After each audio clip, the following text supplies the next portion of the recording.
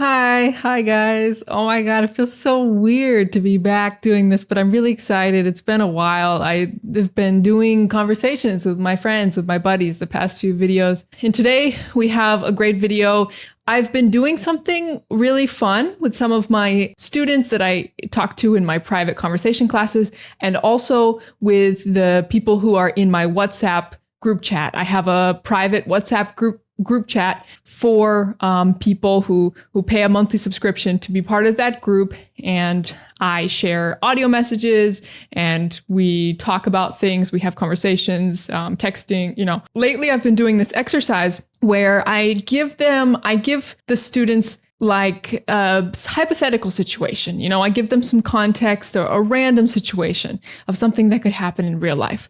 For example, your neighbor knocks on your door and says, "Hey, can you turn down the music?" Basically, you have to imagine that situation and say what you would say in that situation, or think like, what would I say in that situation? How would I respond? How would I react? And this is a great exercise for many reasons, but there's not just one answer. There can be many answers.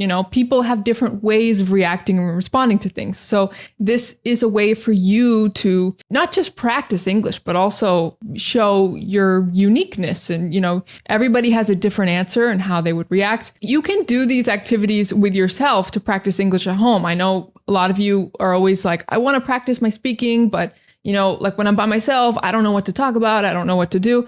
Well, this is a great thing that you can do. So you can go on the internet, and the internet is full of tons of questions and websites, like English learning websites that have different topics and things that can help spark like some ideas of things you could talk about. But if you want to, also you can use AI. To be totally honest with you, I would love to stop using AI so much. I have decreased my AI usage. When I first discovered it, I used to use it a lot, and now I don't use it as much. I'm trying to only use it for stuff related to my work and, English teaching and learning stuff. For my personal things, my personal life, I try not to use it. I don't think it's good for us to be too dependent on AI. And I don't know, there's a lot of issues with AI. But anyways, if you're going to use AI, I think probably one of the best uses for it, if not the best use, is to learn a language, improve your language skills. However, be careful, because a lot of times AI doesn't always give the best, most realistic advice about learning a language, about how native speakers really talk. So when I have a question about Spanish, for example, and I want to know how realistic is this phrase, what is the most common way of saying something really, truly, I will ask my friends. I have a Mexican friend, I have a Colombian friend, I have Puerto Rican friends, I have Argentinian friends. I will ask them and say, in your country, in your experience, what is the most common way of saying this or whatever? That is way better. Like, I get way better results doing that than asking AI. Now, I understand not everybody has friends in the, native speaker friends to ask. That's why I really recommend taking conversation classes with a native speaker. It could be with me. I offer conversation classes. The link is on my page, or it could be with someone else. There's tons of teachers on these websites that offer conversation classes. All you have to do is Google conversation classes with native speaker teachers. And if you have these types of classes, it could be once a week, it could be even once a month. What you can do is you can write down your questions, you can ask them, you can use your class time to ask the native speaker about all these questions you have, these phrases you want to know, these situations, what should I say in this situation? All of that stuff. It's good to have contact with a native speaker. Even if you don't have friends who are native speakers that you can text or whatever, it's worth it to at least once a month pay for it. So you pay for, this contact so you can ask your questions. Because sometimes AI is not really super great at giving me the answer that I'm looking for. And sometimes it can be misleading. So you do have to be careful when asking AI questions about languages. I know this is from personal experience, trust me. But AI can be useful at giving you ideas of things to talk about, giving you prompts, giving you situations, like this exercise that I want to do today, the one that I'm talking about. So you can ask it to give you random but realistic. Make sure you let it know, because sometimes it gives you stuff that's just not realistic. So I always tell it, give me like super, super realistic situations, life situations of something that could happen, and so that I can practice responding to it or reacting to it in English or in any language. That's what I do to find these random situations, and then I give them to my students. So we're going to do a little bit of that today. So let's get into it. So it's giving me a situation, and then it's telling me like what I could say. And I'm going to react to that, and I'm going to say, okay, that's all right, but this is what I would really say, me, Lau, in real life. Okay?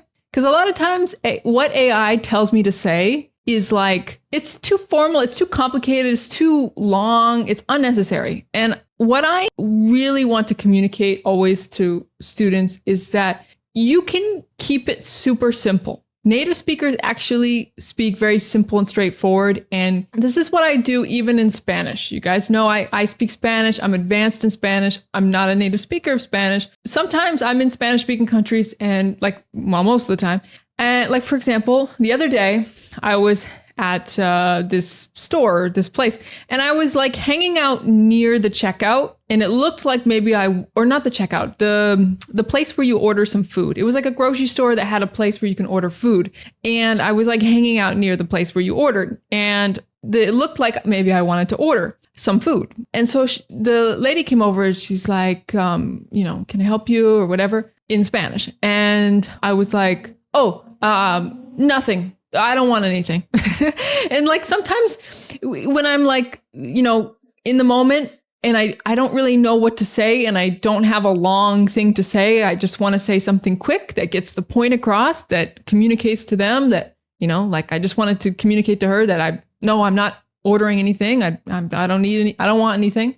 So I literally just said that, and maybe it was a little abrupt, like maybe it would have sounded more polite or friendly to like say a longer thing, or maybe whatever. Maybe in an ideal world, if I could go back and do it again, I would have said something different. But honestly, I think it's fine. It's fine to keep it simple, to keep it short. Native speakers do that. The reason why I was hanging out over in that area was because I was waiting for my friend to get out of the bathroom. The bathroom was right near the place to order, and that's why I was over there. But in the moment, I didn't think to say like, I'm waiting for my friend, but he's in the bathroom, whatever. I didn't want to say all that. And you don't have to. You don't owe people all these big explanations of things. You can literally just say, oh, no, I'm not in line, or I'm not waiting, or I don't want anything, or no, I'm fine. Like you can say just that, and that's fine. You don't need to have this complex answer. You don't need to always have some elaborate thing to say. You can just communicate like the bare minimum of what you need to express to people,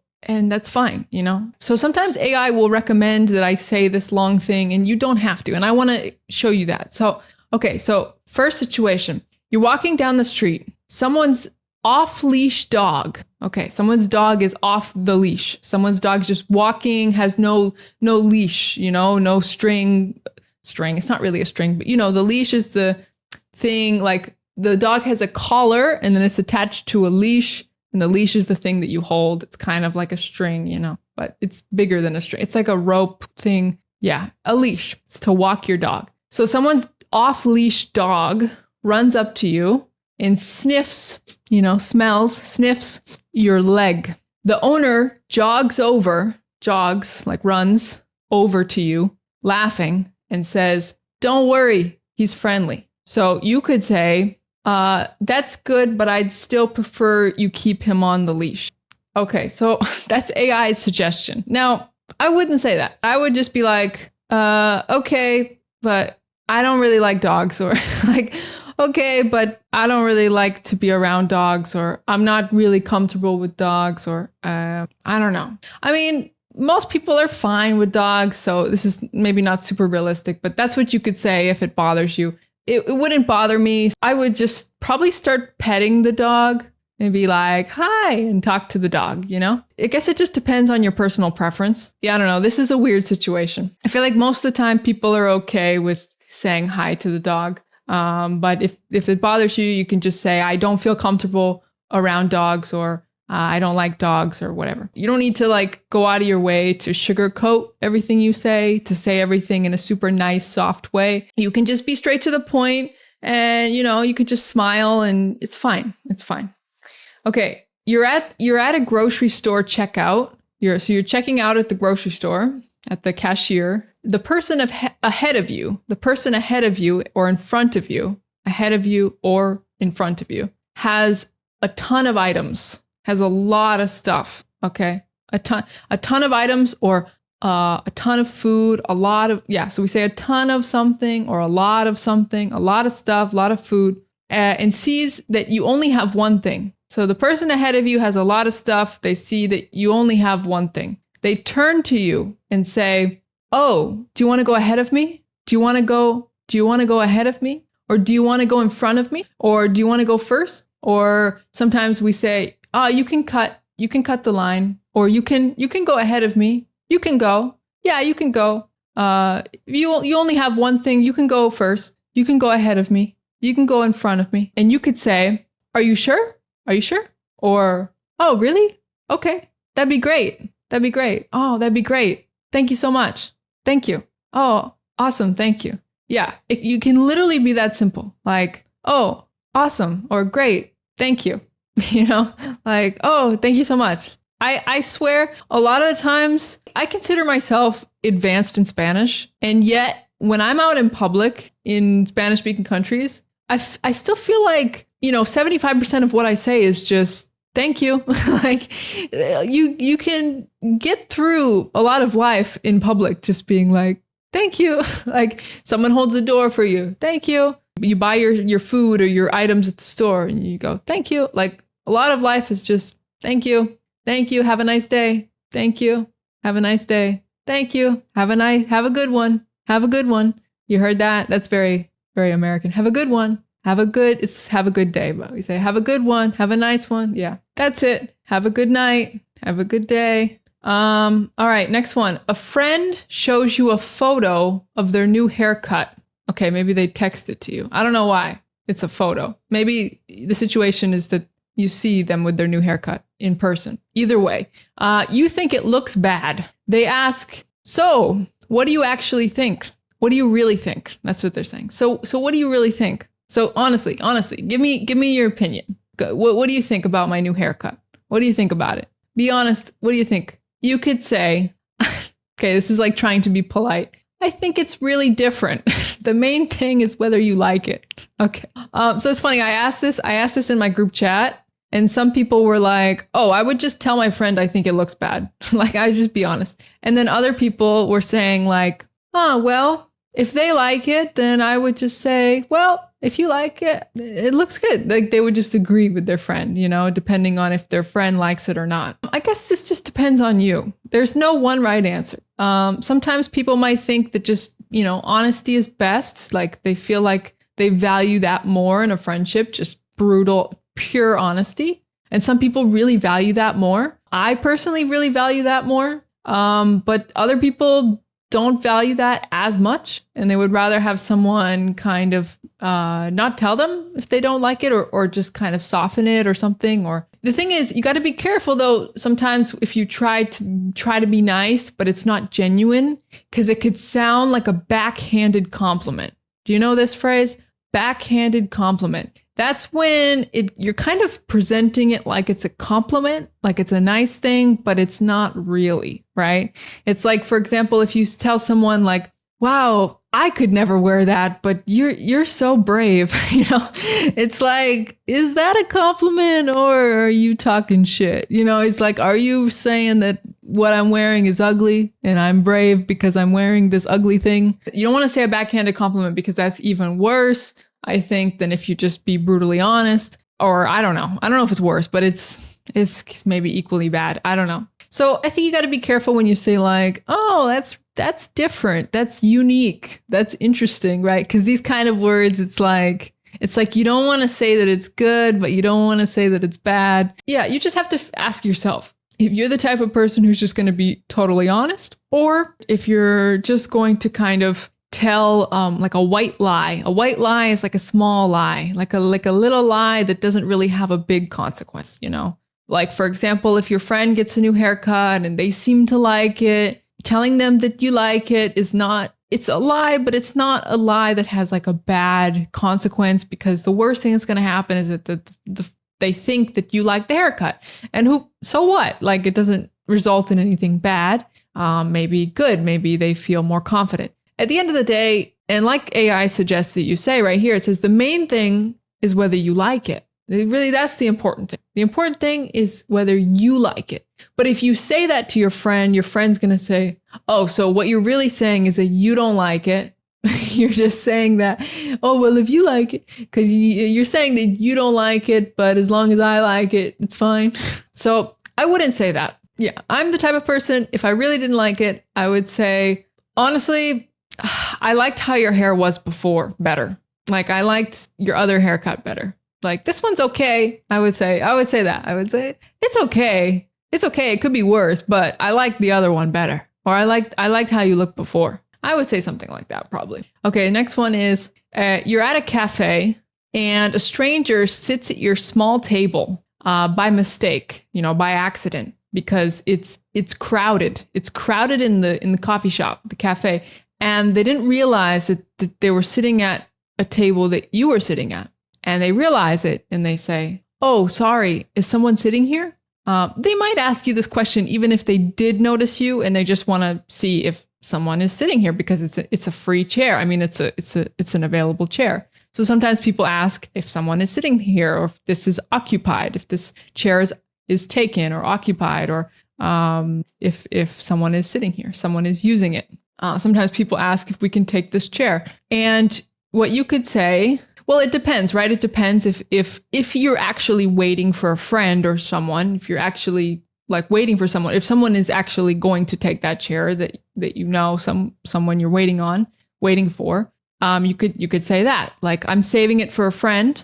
I'm waiting for a friend. My friend is coming. My friend is coming soon, and I'm saving it for them. I'm saving it for a friend who's coming. Sorry about that. Sorry, I'm saving it for a friend. Fantastic. If not, then you can say, no, it's fine. Take it. Go ahead. Take it. No, it's all yours. It's all yours. Go ahead. Take it.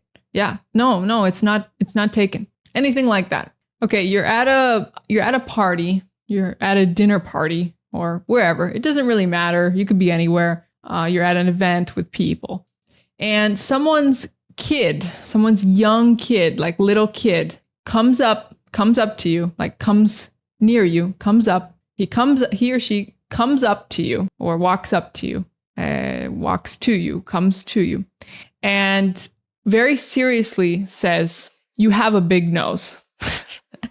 and the parents see it, and they look mortified. They look like, oh my God, what did he just say? They look embarrassed, And you know how kids are. Kids, they have no filter. Kids just say what they think, they just walk up to you and they're like, you're fat, that's how kids are. And so obviously you can't take that like personally. I mean, you can't get upset about that. It's a kid, and whatever. You just kind of have to accept that, but you can make the best of it. You can make a joke out of it, or you can like have fun with it and laugh it off. I love interacting with kids. So yeah, I would just, so AI recommends that you do this. So the AI is saying, you can say, when they say you have a big nose, you could say, yep, it's been there a while. It's been there a while. Good observation. And then to the parents, you can say, don't worry, I've heard worse. Yeah. So the point is just have fun with it, right? If a kid says something, like, a lot of times kids just, they're out here stating facts.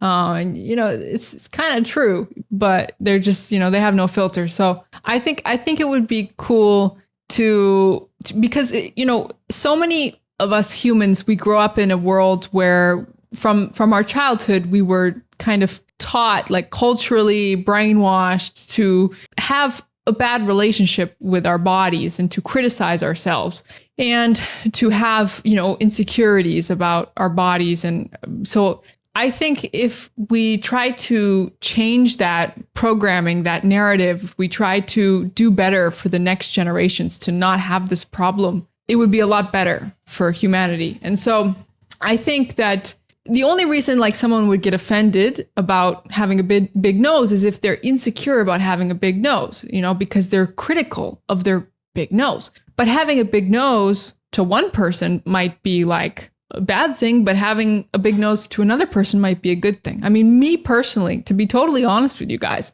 I love people with big noses. Like I'm more attracted to men who have bigger noses than men who have smaller noses. I love big noses, but someone else might disagree and might get a nose job to make their, they might get plastic surgery to make it small, or they might feel embarrassed about it. But meanwhile, I think it's like more attractive or more beautiful to have a big nose. So beauty is in the eye of the beholder. It's subjective. It depends on, how you perceive it. And I think it's very important for us to help shape children's psychology in a way that doesn't criticize bodies and just sees them for how they are and just sees them in a kind of neutral, factual way, but not in like a critical beauty standards kind of way. So I think it would be great that if a kid came up to me and said, "You have a big nose," I would like to say, "Oh, thank you. Thank you. I like my big nose," something like that. I think that would be great at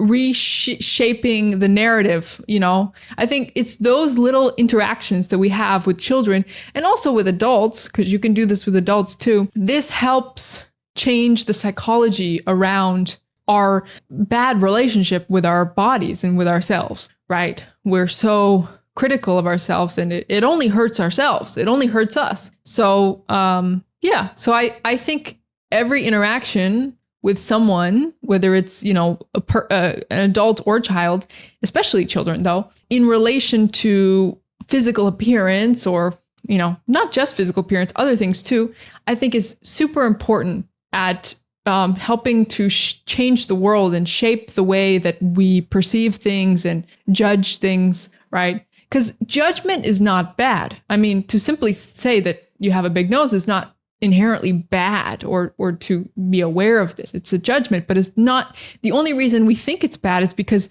we make it bad in our mind. But it doesn't have to be bad, right? It's all in how we perceive it. Because who says that having a big nose is bad, right? It's just a created beauty standard that we don't have to believe or we don't have to uphold, right? So this goes for a lot of things in life. This can be applied to a lot of things in life. Once again, my videos start out as like, I'm going to teach you some English today. They somehow always turn out to be like a philosophical, psychological, inspirational, like life lesson.